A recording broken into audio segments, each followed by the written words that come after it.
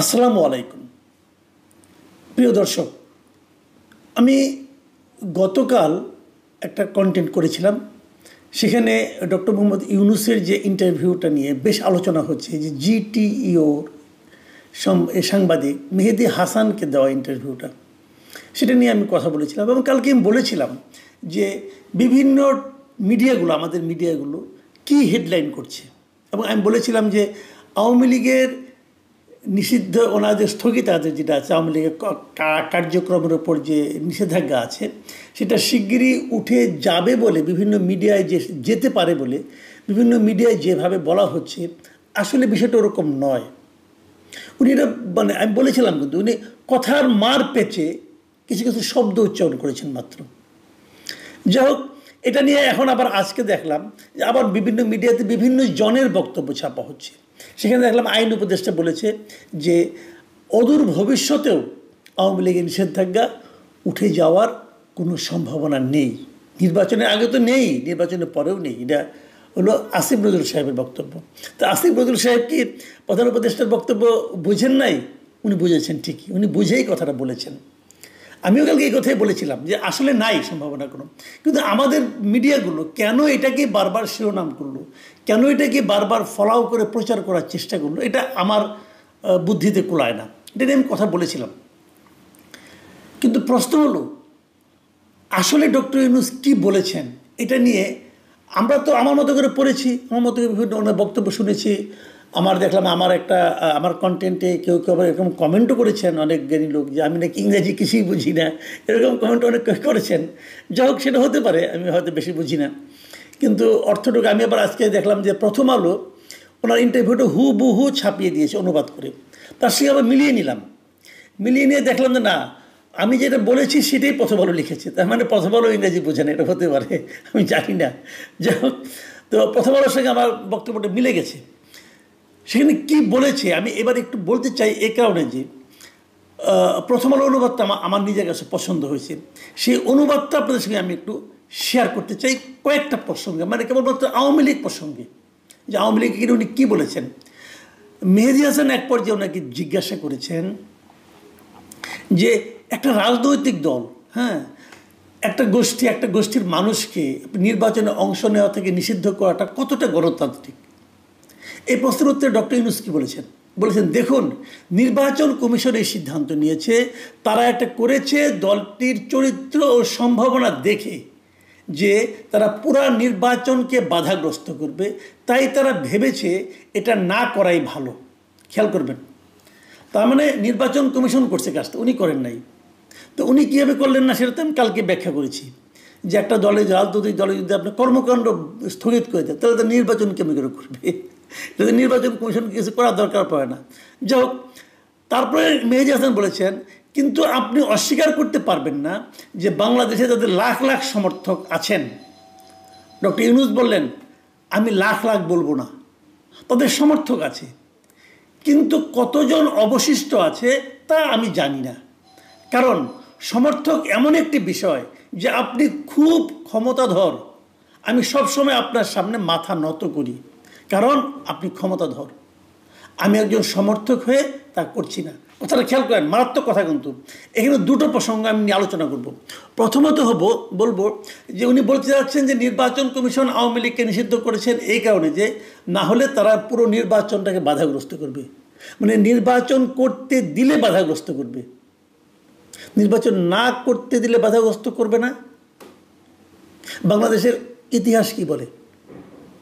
2014-তে আওয়ামী লীগের সেই নির্বাচনে, যে নির্বাচনে আমরা বলি যে অর্ধেক তারা বিনা ভোটেই নির্বাচিত হয়ে গিয়েছিল, সেই নির্বাচনে বিএনপি, জামাতে ইসলাম তারা নির্বাচনে অংশ নেয়নি। তারা কি নির্বাচনকে বাধাগ্রস্ত করার চেষ্টা করেনি? সেই নির্বাচনে কি সহিংসতা হয়নি? নির্বাচন করতে গেলেই বাধাগ্রস্ত করে, আর নির্বাচন না করতে দিলে বাধাগ্রস্ত করবে। ওখানে তো তারা নির্বাচন করতে দেয় নাই তা বলা যাবে না। তাদেরকে নির্বাচনে আহ্বান করেছিল, ওনারা বুঝেছিলেন যে এটা নির্বাচন হবে না, কাজে তারা নির্বাচনে অংশ নেন নাই। নির্বাচনে অংশ না নিলেও নির্বাচন বাধাগ্রস্ত বরং আরও বেশি হয়। ডক্টর ইউনূসের এই বক্তব্যটা আমার কাছে আসলে ক্লিয়ার না, উনি কী বলতে চাচ্ছেন আমি বুঝতে পারলাম না। বাট উনি বলেন নাই, এটা উনি ইলেকশন কমিশন কি মনে করে নির্বাচন করতে দিচ্ছে না সেটা বলতে চেয়েছেন। ইলেকশন কমিশনের মনের কথা ওনার তো জানার কথা না, কারণ ইলেকশন কমিশন তো ওনার সরকারের পার্ট না। ইলেকশন কমিশন তো আলাদা একটা সাংবিধানিক একটা প্রতিষ্ঠান, তারা তো ডক্টর ইউনূসের কাছে জবাবদিহি করে না। তাহলে এটা নিয়ে কীভাবে আলোচনা হলো? এই আলোচনাটা আমার কাছে ক্লিয়ার না। আরেকটা কথা, সেটা হলো উনি বলেছেন যে আওয়ামী লীগের সমর্থক নাকি লাখ লাখ হবে না, মানে উনি বলেছেন লাখ লাখ বলবো না, তবে তাদের কিছু সমর্থক আছে। লাখ লাখ হবে না আওয়ামী লীগের সমর্থক, এই কথাটা ডক্টর ইউনূস বলতেছেন, কিসের উপর ভিত্তি করে বলতেছেন আমি জানি না। আমি কেবল এটুকু বলবো, ডক্টর ইউনূস আসলে বাংলাদেশের বাস্তবতা সম্পর্কে ওনার কোনো ধারণা নেই। এটা আমার আত্মবিশ্বাস, আমার যে অবজারভেশন, সেখান থেকে আমি কথাটা বললাম। লাখ লাখ নয়, অনেক বেশি, অনেক লাখ সমর্থক আওয়ামী লীগের আছে। এবং উনি আরেকটা কথা বলেছেন, উনি আবার সমর্থকদের ডিফাইন করেছেন। উনি বলেছেন যে তাদের সমর্থক আছে, কিন্তু কতজন অবশিষ্ট আছে তা আমি জানি না। কারণ উনি দেখেন সমর্থকের ব্যাখ্যা উনি কি দিচ্ছেন, সমর্থক এমন একটা বিষয় যে আপনি খুব ক্ষমতাধর, আমি সবসময় আপনার সামনে মাথা নত করি কারণ আপনি ক্ষমতাধর, আমি সমর্থক হয়ে তা করছি না। মানে উনি বলতে চাচ্ছেন যে আমি যে আপনার সামনে মাথা নত করছি, এটা আমি সমর্থক হয়ে করছি না, আপনি ক্ষমতাধর বলে আমি এরকম একটা ভান করছি। ভালো কথা। আমি একটা মাত্র সিম্পল একটা উদাহরণ দেব ওনাকে। একদিন আগে সাবেক মন্ত্রী, শিল্পমন্ত্রী নুরুল মজিদ হুমায়ুন মারা গেছেন। নরসিংদী ওনার বাড়ি। ওনার কোনো ক্ষমতা আছে এখন? নাই। ওনার জানাজায় কত হাজার লোক হয়েছে দেখেছেন? যে কোনো একটা পত্রিকা খুলে দেখে নেন, সোশ্যাল মিডিয়াতে দেখা যাচ্ছে। দেখেন তো ওনার জানাজায় এত লোক হলো কেন? নুরুল মজিদ হুমায়ুন কি এখনও ক্ষমতাধর? তারা কি তার সামনে মাথা নত করেছে ক্ষমতার ভয়ে? বরঞ্চ ওনার এখানে যাওয়াটা অসঙ্গত ছিল ক্ষমতার কারণে। যদি ক্ষমতাই যদি মূল ব্যাপার হয় তাহলে তো ওনার এখানে যাওয়ার কথা না।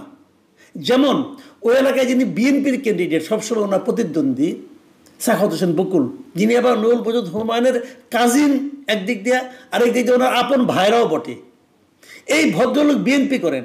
উনি কিন্তু এই জন্য জানাজায় যান নাই, উনি ওই জানাজায় যান নাই।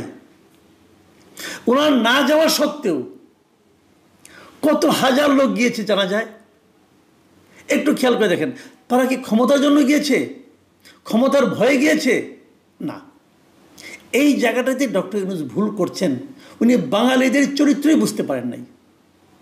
বাঙালিরা ভয়ে কারো সমর্থন করে না, ভয়ে চুপ করে থাকে। যেমন হাসিনারা বলে, যখন হাসিনা ক্ষমতায় ছিলেন, হাসিনার ভয়ে বাঙালিরা চুপ করেছিল, তার দলের লোকরাও চুপ করেছিল। ভয়ে চুপ করে থাকে, ক্ষমতার কাছে ভয় পায়। ভালোবাসে মানুষটাকে, আর ভালোবাসে অসহায়কে, ভালোবাসে নির্যাতিতকে। নুরুল মজিদ হুমায়ুন যখন ক্ষমতায় ছিলেন, উনি কি ভালো করেছেন আমি জানি না, উনি কি খারাপ করেছেন সেটাও আমি জানি না। আমার সঙ্গে ওনার ক্ষমতা থাকাকালীন কখনো দেখা সাক্ষাৎ হয় নাই। আওয়ামী লীগের মন্ত্রী ছিলেন, খারাপ করতেই পারেন, দুর্নীতি করতেও পারেন, এটা নিয়ে বিচার হতেই পারে, আমার কোনো আপত্তি নেই। কিন্তু বাট আমার কথা হলো, যখন উনি বন্দী, তখন তার সঙ্গে যে আচরণটা করা হয়েছে, মৃত্যুর পরেও তার হাতে হাত করা কিন্তু লাগানো ছিল ভাই। এই যে ঘটনাগুলি, এই ঘটনাগুলি মানুষের মনে তার প্রতি এক ধরনের সমবেদনা তৈরি করেছে, এবং তারই প্রতিফলন তার জানাজায় হাজার হাজার লোকের উপস্থিতি। বুঝতে হবে ভাই, নুরুল মজিদ হুমায়ুন, যদি আমি একটা হাইপোথেটিক্যাল কথা বলি, উনি যদি ক্ষমতায় থাকাকালীন মন্ত্রী হিসেবে মৃত্যুবরণ করতেন, তাহলে যদি এত লোক হতো, তখন আপনি বলতে পারতেন এই লোকগুলি ভয়ে গিয়েছে। কিন্তু এখন তো উনি কেউ না, নোবডি। এখন উনি এমন একজন লোক যার নাকি ঢাকা মেডিকেল কলেজের সাধারণ বেডে মৃত্যু হয়েছে, মৃত্যুর সময় তার হাতে হাত করা ছিল, তো আমরা একজন মন্দ লোক আপনারা বলতে চাচ্ছেন। এই সরকার তাকে মন্দ লোক এবং অগুরুত্বপূর্ণ লোক হিসাবে উপস্থাপন করেছে। সেই মন্দ এবং অগুরুত্বপূর্ণ লোকটার জানা যায় এত লোক হলো কেন? ভয়ে। ডক্টর ইউনূসকে বুঝতে হবে সমর্থনটা কোত্থেকে আসে। বাংলাদেশের মানুষের হৃদয় এরকম এত উন্মুক্ত যে তারা এই ধরনের নির্যাতিত মানুষকে সমর্থন করে, নির্যাতিত মানুষকে ভালোবাসে। ডক্টর ইউনূস যত নির্যাতন করবেন কোনো একটা দলের প্রতি, কোনো একটা গোষ্ঠীর প্রতি, কোনো একটা ব্যক্তির প্রতি, কারণ উনি সরকারে আছেন, যত নির্যাতন করবেন তত তার জনপ্রিয়তা বাড়বে। এটা বাংলাদেশের ইতিহাস বলে। আওয়ামী লীগ নির্যাতন করেছিল বিএনপিকে, বিএনপি জনপ্রিয়তা বেড়েছে। আওয়ামী লীগ নির্যাতন করেছিল জামাতে ইসলামকে, জামাতে ইসলাম জনপ্রিয়তা বেড়েছে। এই সরকার নির্যাতন করছে আওয়ামী লীগকে, আওয়ামী লীগেরও জনপ্রিয়তা বাড়ছে। কি বলবেন? এইটাই হলো বাংলাদেশের মানুষের চরিত্র। এটা ডক্টর ইউনূসও বোঝেন নাই, ওই ডক্টর আসিফ নজরুলও বোঝেন নাই। বুঝতে একটু সময় লাগবে। যখন ক্ষমতায় কেউ চলে যায় না, তখন সে ভার্চুয়ালি জনগণ থেকে দূরে সরে যায়। আর যখন জনগণ থেকে দূরে একবার সরে যায়, সে জনগণের পালস বুঝতে পারে না। এটাই স্যার, আপনি দেখবেন আপনি যত বড় ডাক্তার হন, জনগণের পালস বুঝতে হলে জনগণের হাতটা এভাবে ধরতে হয়। হাত না ধরে দূরের থেকে হাত এভাবে দেখে আপনি পালস বুঝতে পারবেন না। আপনারা সেই জায়গায় চলে গেছেন। দেখুন, আরেকটা কথা বলে শেষ করি। এখানেও কিছু প্রশ্ন উত্তর আপনাদের আমি পড়ে শোনাই। উনি আওয়ামী লীগের ভোটারদের সম্পর্কে বলছেন, তারা ভোটার হিসেবে ভোট দিতে পারেন, তারা বৈধ ভোটার। অনেক প্রতিদ্বন্দ্বী আছেন, তারা নিজেদেরটা বেছে নেবেন। আওয়ামী লীগের মার্কাটা সেখানে থাকবে না। তাহলে মার্কা থাকা না থাকার ব্যাপারটা কে নির্ধারণ করে দিচ্ছেন? ডক্টর ইউনূস, নট নির্বাচন কমিশন। নিষিদ্ধ করার ক্ষেত্রে নির্বাচন কমিশনের উপর দায় চাপাছিলেন, কিন্তু মার্কা যে থাকবে না এটা আবার ডক্টর ইউনূস ডিসিশন দিচ্ছেন। এবং আওয়ামী লীগের ভোটারদেরকে বলতেছেন তোমরা অন্য কোনো মার্কায় দাও। তারা কেন দিবে? তারা যদি বলে আমি নৌকা ছাড়া ভোট দিব না, তারা যদি বলে আমি জীবনে কোনোদিন নৌকা ছাড়া ভোট দেই নাই, তাকে আপনি কী বলবেন? তার তো অধিকার আছে এটা বলার। তারা যখন জানবে যে এখানে নৌকা মার্কা নাই, তারা যদি নির্বাচনে না যায়, আপনি ইতিহাসে শ্রেষ্ঠ নির্বাচন দিবেন কেমনে ভাই? এইগুলি মাথায় রাখতে হবে। অত সহজ না দুনিয়াটা। দেখুন, একটা কথা বলেছে, কিন্তু মেজর হাসান একটা প্রশ্ন করেছে তারপরে, কিন্তু এটা কি ভালো হবে? পরিস্থিতিটা থাকা কি বাংলাদেশের জন্য ভালো হবে? যেখানে মানুষ বলছে নতুন সরকার পুরনো সরকারের উপর দমন পীড়ন চালাচ্ছে, চক্রটা চলতেই থাকলো। এটাই কিন্তু হচ্ছে এখন। নতুনটা এসে পুরনোর উপর দমন পীড়ন চালায়, তাহলে এই চক্রটা কি চলতে থাকবে? ডক্টর ইউনূস কি বলেছেন? অন্যথায় আমরা নির্বাচন করতে পারবো না। এটা যদি মোটের উপর একটা দল হয়, একটি রাজনৈতিক দল, তারা একটি রাজনৈতিক দলের মতো আচরণ করছে না। তারা যে মানুষ হত্যা করেছে সেই জন্য অনুশোচনা প্রকাশ করেনি।